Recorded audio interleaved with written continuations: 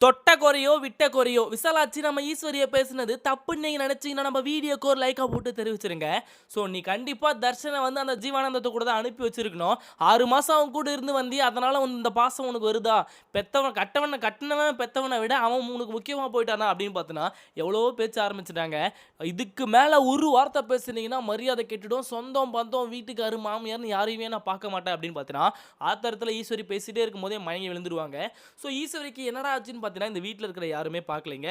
ஆனா, இப்ப சக்தியும், கரிகாலனும் பார்த்தீங்கன்னா, அந்த ஜீவானந்தம் என்ன பண்ணிட்டு இருக்கான்? அவன் எங்க இருக்கான்? அவன் பொண்ணு எங்க இருக்குன்ற விஷயத்தெல்லாம் கொடைக்கானலுக்கு போயிட்டு நீங்க நோட் பண்ணிட்டு வாங்க. ஒருவேள தர்ஷன் வந்து அவங்க கூட போயிருந்தா, நீங்க அங்கேயே லாக் பண்ணி வைங்க. இப்போதைக்கு நீங்க போங்க. அண்ணனும் நானும் பின்னாடியே வரேன்னு பார்த்தீங்கன்னா, கதிரு நம்ம சக்தி கிட்ட தெளிவா ஒரு பிளான போட்டு சொல்லிட்டாரு. ஸோ, இந்த பக்கம் இப்படி போயிட்டு இருக்கா. இன்னொரு பக்கம் பார்த்தீங்கன்னா, அப்படியே வந்து அறிவுக்கரசி முல்லை கிட்ட சொல்லி அனுப்பிச்சிருப்பா. நீ மாப்பிள்ளைய கூட அப்புறம் கண்டுபிடிச்சுக்கலாம் தர்ஷன. ஆனா, ஃபர்ஸ்ட் வந்து பார்கவியும் அவங்க அப்பாவையும் முடிச்சிரு அப்படின்னு பார்த்தீங்கன்னா, ஒரு விஷயத்த சொல்லியிருப்பாங்க. அதனால தான் சக்தியும் கரிகாலனும் கழட்டியே விட்டுருப்பாங்க.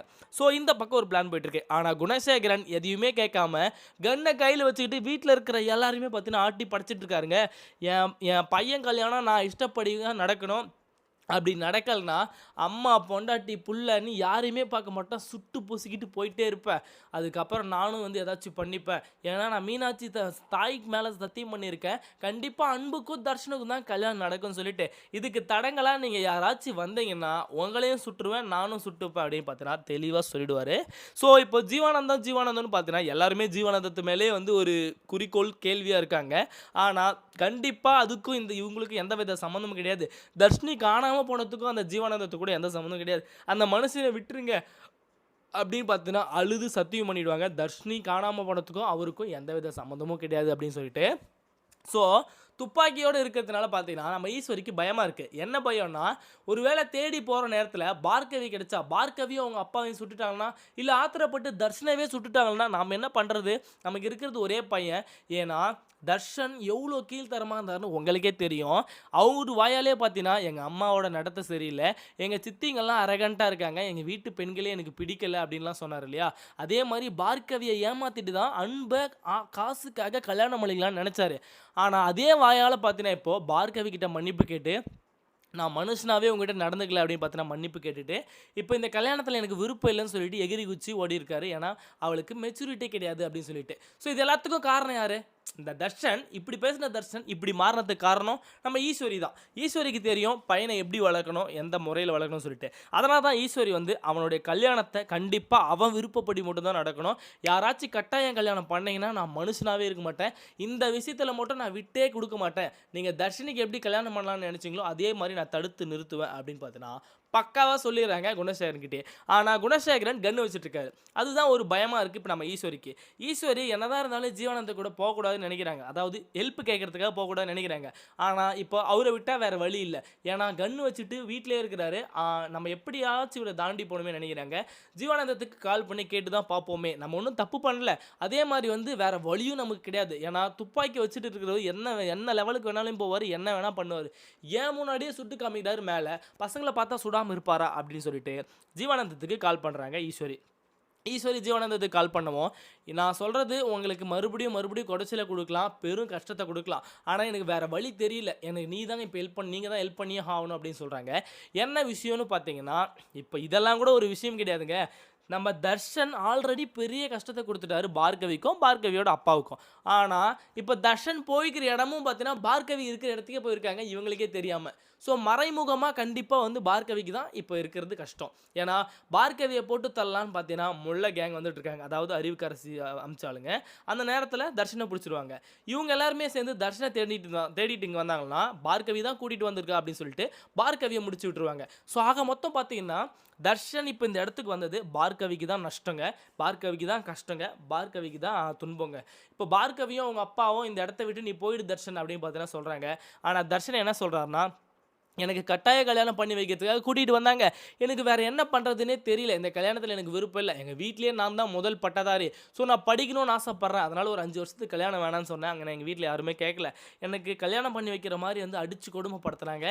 அதனால வேற வழி தெரியாம தான் நான் இங்க வந்தேன். ஆனா நீங்க இங்க இருப்பீங்கன்னு நான் நெனச்சு கூட பார்க்கல. உன்ன பார்த்தது எனக்கு சந்தோஷம் பார்கவி அப்படின்னு சொல்லவும், ஆனா உங்கள பார்த்ததுல எனக்கு சந்தோஷமே இல்லப்பா அப்படின்னு பார்த்தீங்கன்னா, பார்கவியோட அப்பா நம்ம தர்ஷன பார்த்து சொல்லுவாரு. அத சொல்றதுக்கு ஏன் காரணம்னா, உங்க சித்தப்பாவும், உங்க அப்பாவும் எவ்வளோ கொடுமைப்படுத்துனாங்க ஸ்டேஷன்லன்னு எங்களுக்கு தான் தெரியும். இதுக்கப்புறமும் வந்து தெம்பு இல்ல எங்க உடம்புல நாங்க கொடுமைய அனுபவிக்கிறதுக்கு.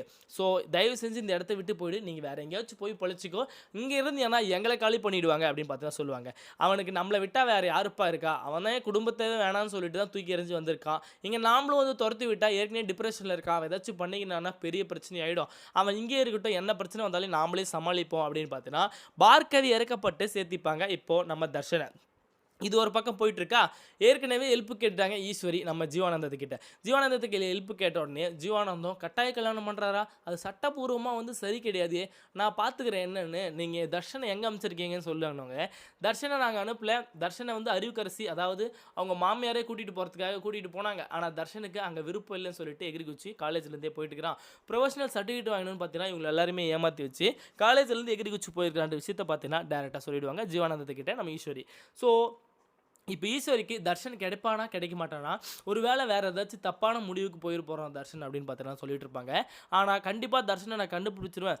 கண்டிப்பாக இந்த கல்யாணத்தில் அவனுக்கு விருப்பம் இல்லைல்ல, ஏன்னா விருப்பம் இல்லாதனால தான் நான் தேட போகிறேன். விருப்பம் இருந்துச்சுன்னா நான் ஏன் தேட போகிறேன் அப்படின்னு சொல்லுவாங்க.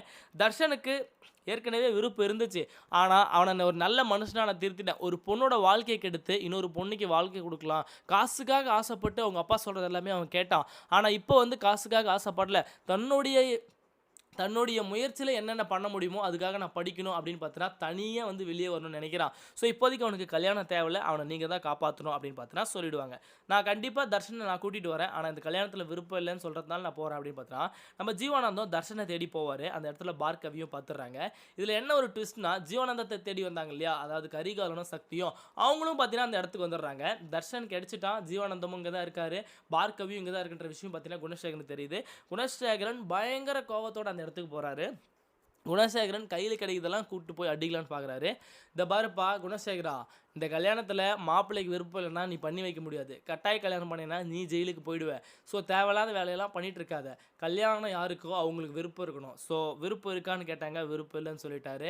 இப்போ அறிவுக்கரசி என்ன சொல்கிறாங்கன்னா, யோ மாப்பிள்ளை நீ சொன்னதுனால தானே இவ்வளோ தூரம் வந்து கல்யாணம் நின்றுருக்கு.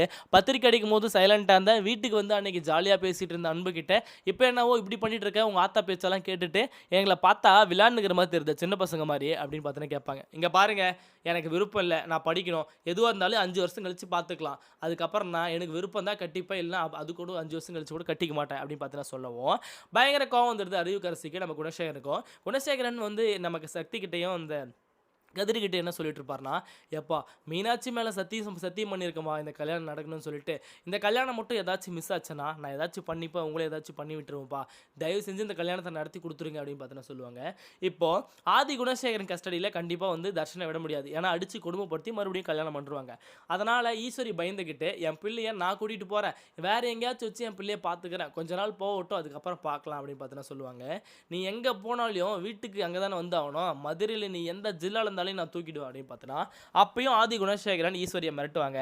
ஆனால் ஈஸ்வரிக்கு என்ன ஒரு பயம் இருந்தாலையும் ஒரு நிம்மதி, நம்ம பையனை வந்து நம்ம காப்பாற்றிட்டோம், எந்த வித தப்பான வழிக்கும் போகல, அவன் தப்பான முடிவு எடுக்கல, அதே மாதிரி வந்து அவன் இஷ்டப்படியே கல்யாணம் வேணாம்னு சொல்லிட்டு அவன் படிப்பை வந்து ஸ்டார்ட் பண்ண போகிறான், எனக்கு ரொம்ப ஹாப்பியாக இருக்குது அப்படின்னு சொல்லிட்டு ஜீவானந்தத்துக்கு நன்றி சொல்லுவாங்க. ஆனால் இப்போது பெரிய சாரி ஒன்று கேட்குறாங்க. யார்கிட்ட? பார்கவி கிட்ட.